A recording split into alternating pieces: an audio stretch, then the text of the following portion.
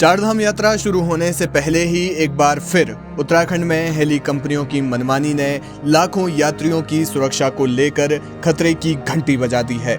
यात्रा शुरू होने से ठीक पहले Uttarakhand civil aviation development authority यानी यूकाडा के वित्त नियंत्रक अमित सैनी की दर्दनाक मौत ने केदारनाथ में चल रही अंधेर गर्दी को बेपर्दा कर दिया है।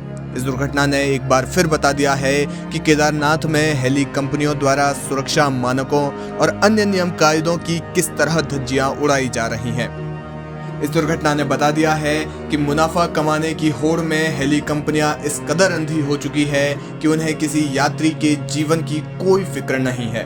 हेली कंपनियों द्वारा मचाई जा रही इस अंधेर गर्दी के बीच जो बात सबसे ज्यादा परेशान करने वाली है वो है सरकार की चुप्पी। हेली कंपनियों की मनमानी के आगे सरकार की चुप्पी बताती है कि पूरा तंत्र इन कंपनियों के आगे नतमस्तक हो चुका है। पिछले साल केदारनाथ में हुए हादसे में पायलट समेत 7 लोगों की हेलीकॉप्टर क्रैश में मौत की घटना ने हेली कंपनियों की मनमानी को लेकर सिस्टम को तभी सचेत कर दिया था। उस दुर्घटना के बाद सरकार का जांच दल भी घटनास्थल पहुंचा था। जांच दल ने हेली कंपनियों को सुरक्षित यात्रा के लिए जरूरी गाइडलाइन का पालन करने के निर्देश भी दिए थे, लेकिन उसके बाद भी हेली कंपनियों की सेहत पर कोई फर्क नहीं पड़ा। उनकी मनमानी बदस्तूर जारी है, जिसका ताजा उदाहरण 23 अप्रैल को हुई दर्दनाक घटना है। इस दुर्घटना को लेकर अब तक जितनी जानकारी सामने आई है उससे एक बात साफ हो चुकी है कि अगर हेलीकॉप्टर का इंजन बंद होता तो महज 35 साल की उम्र में एक युवा अधिकारी को अपनी जान नहीं गंवानी पड़ती।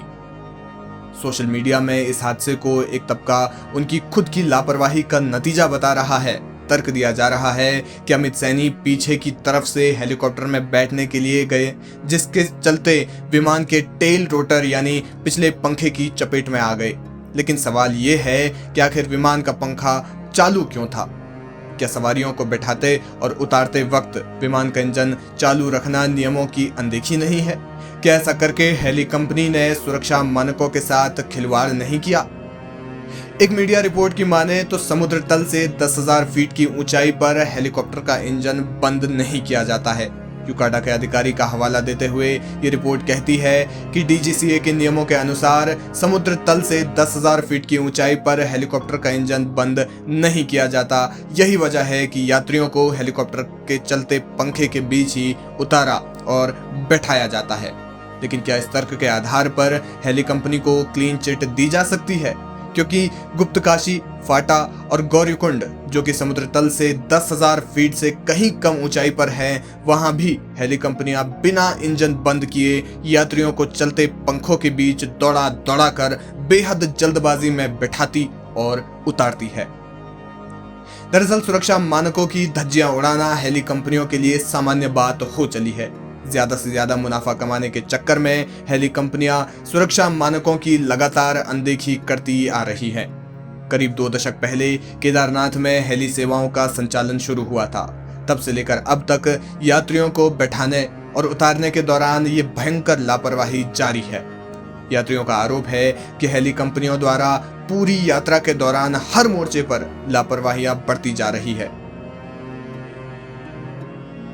टिकट बुक करने से लेकर हेलीपैड पहुंचने तक और उसके बाद यात्रा शुरू होने और विमान से उतरने तक यात्रियों को कई तरह की दिक्कतों का सामना करना पड़ता है। यात्रियों का तो ये भी आरोप है कि यात्रा शुरू करने से पहले उन्हें सुरक्षा मानकों के संबंध में कोई जानकारी नहीं दी जाती।